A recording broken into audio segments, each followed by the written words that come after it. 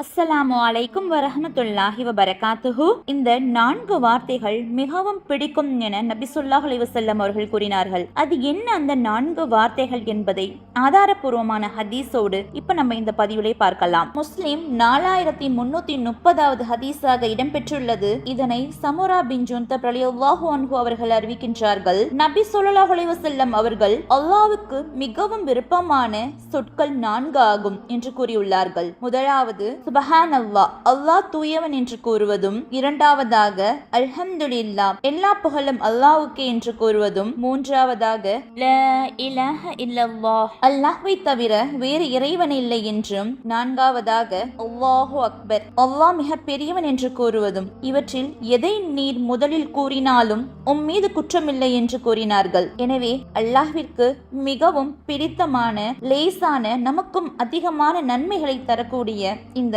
4 வார்த்தைகளையும் தினமும் நாம் முடிந்தளவு அதிகமாக கூறி அல்லாஹுடைய பொருத்தத்தை அடைவதற்கான பாக்கியத்தை அல்லாஹ் சுப்ஹானஹு வ தஆலா நம் அனைவருக்கும் தருவானாக. ஆமீன். அஸ்ஸலாமு அலைக்கும் வரஹ்மத்துல்லாஹி வபரகாத்துஹு.